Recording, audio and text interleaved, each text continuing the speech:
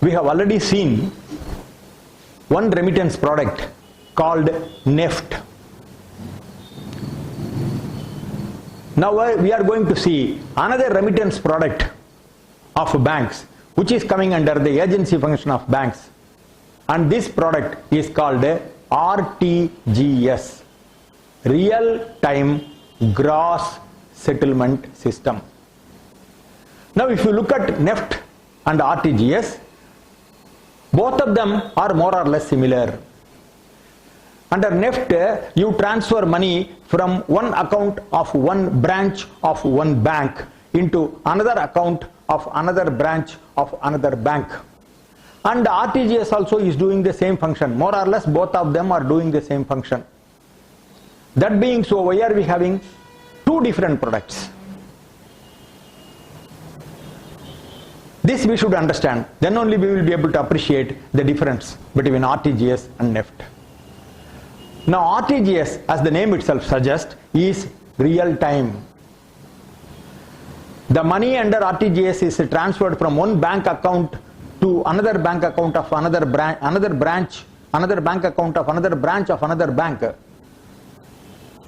in about few seconds.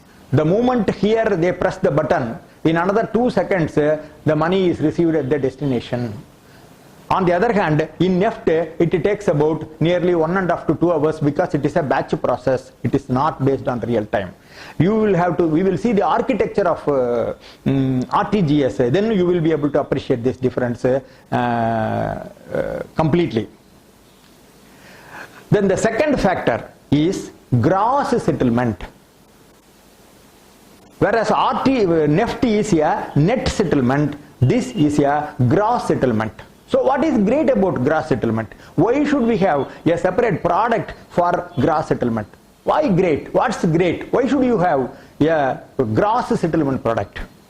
This is a very, very important question, and we should understand a little bit of banking history to answer this question. There was one bank called Herstatt Bank.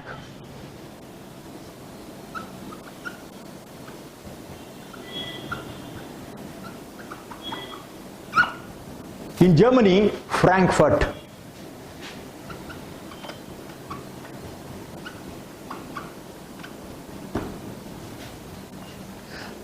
On 26th June 1974,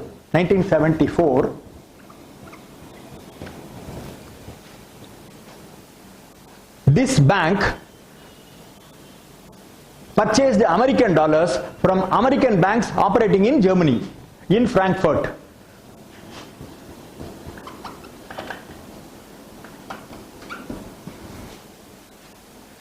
At around 2 p.m., approximately 2 p.m. What this Herstatt Bank did? It purchased, it took Deutsche Mark in Frankfurt from American banks. American banks paid Herstatt Bank Deutsche Mark in Frankfurt at 2 o'clock.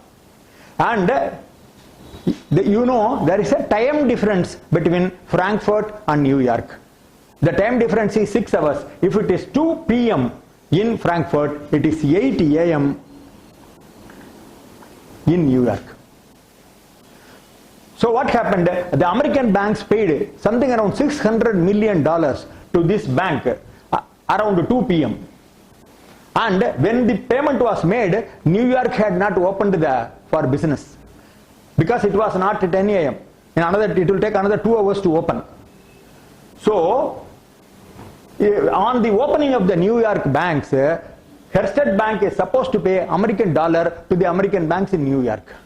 But before this could happen, before the Herstatt Bank could pay the American banks dollar in New York, the Central Bank of Germany, called Bundesbank, liquidated this bank. Bundesbank, which is the central bank of Germany, they liquidated this bank and stopped all payment, outgoes from. Once a bank is liquidated, they will put moratorium. They will say no outflow from that moment onwards. Therefore, before this bank could make payment of American dollar in New York at 10 o'clock, this bank was liquidated and a moratorium was imposed. So, the American banks could not get dollars, something around $600 million was involved. This became a very big issue. And this risk is called settlement risk in banking.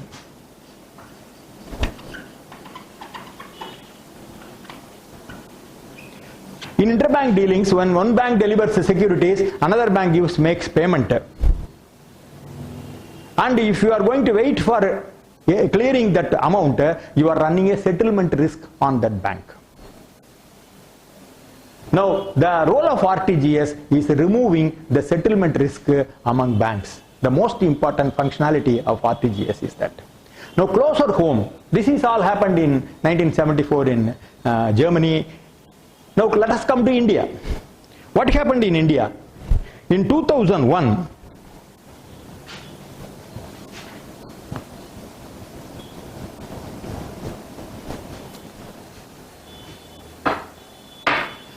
there was a stock market scam. In India we have had two stock market scams. One is by Harshad Mehta in 1991-92, and then after 9 years he had a disciple called Ketan Parekh. That Ketan Parekh had another, it was another scam in 2001-2002, something around 6,000 to 9,000 crores in those days.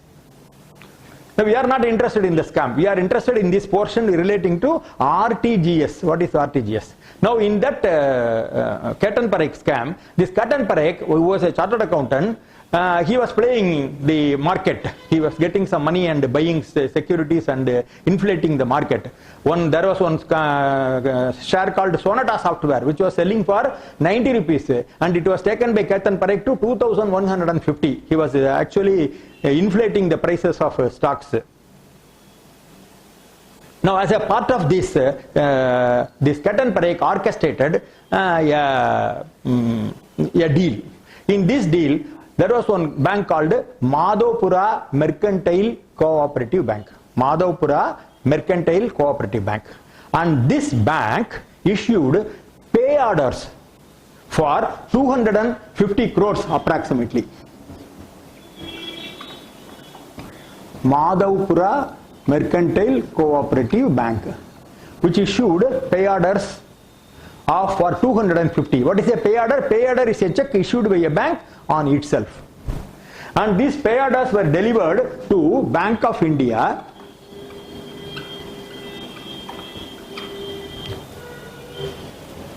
in 2001. This happened in 2001.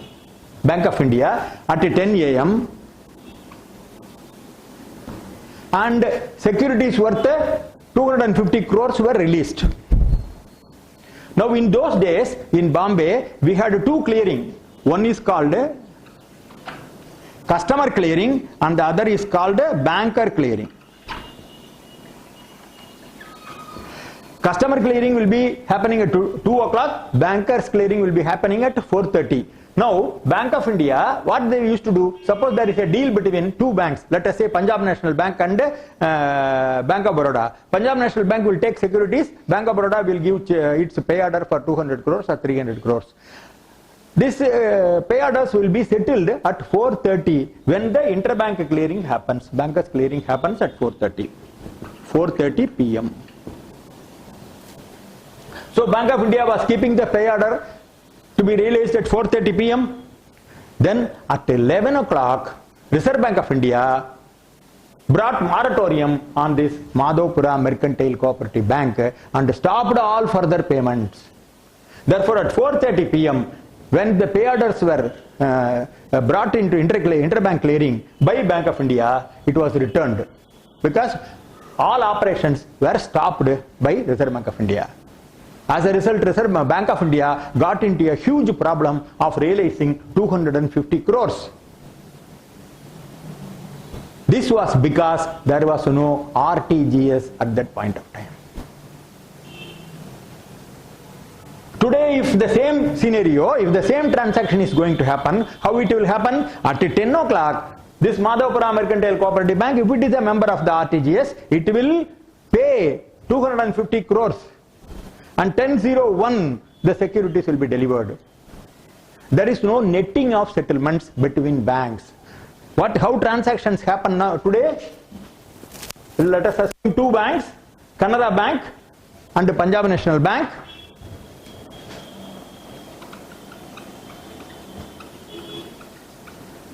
PNB. Transaction 1, Canara Bank purchases securities from Punjab National Bank for 200 crores. Therefore, Canara Bank will issue a check for 200 crores at 10:01 a.m.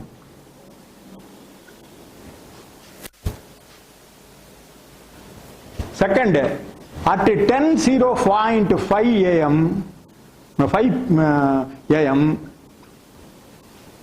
Punjab National Bank issues a check to Canara Bank for 300 crores for some interbank dealings. Earlier, we used to wait up to like these transactions will go on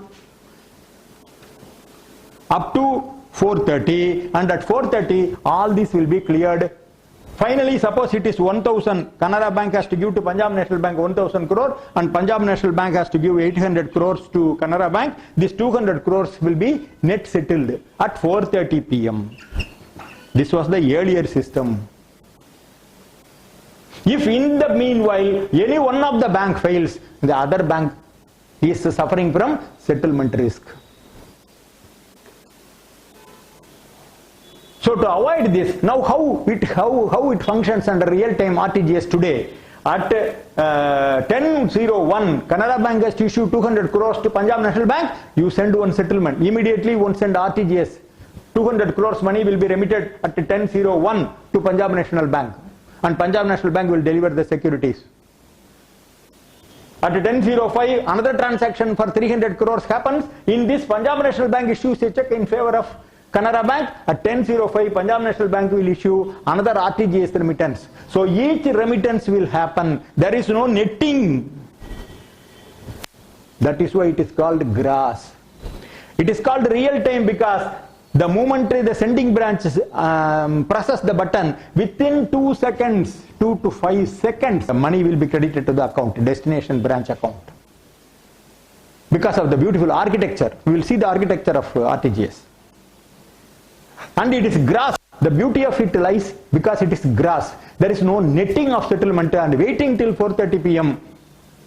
And then a difference of 200 crores will be paid in this case, Canara Bank to Punjab National Bank. That will not happen. For every transaction, you take securities from me, you pay me money, take. After 5 minutes, I buy securities from you, I will pay you and take securities. Therefore, it happens transaction by transaction. Because all transactions are of high value. Because it happens transaction by transaction, there is no settlement risk involved. You don't wait until 4:30 in the evening and take a settlement risk on the other counterparty. So RTGS is a wonderful mechanism brought in by Reserve Bank of India to eradicate completely the settlement risk that arises between banks. And that's a very beautiful mechanism because large sums are involved. In the case of Madhapura Cooperative Bank, 250 crores, it was a small cooperative bank. And Bank of India had to suffer. They did no wrong. They were following the practice that was prevalent in those days. But they suffered a huge risk because 250 crores at 4:30 p.m. there was a moratorium and they could not realize a single pay out of that pay orders. The pay order became zero value at 11 o'clock when Reserve Bank of India brought moratorium. So this is why the real-time gross settlement system is a very great boon to not only bankers but also for large corporates where the large sums are involved transaction by transaction. It is real time because it happens in 2 to 3 seconds, whereas in NEFT it takes about more than 2 hours to get the money. And this is gross. Each transaction is settled transaction by transaction. There is no waiting till 4:30 p.m. which totally eradicates settlement risk of banks.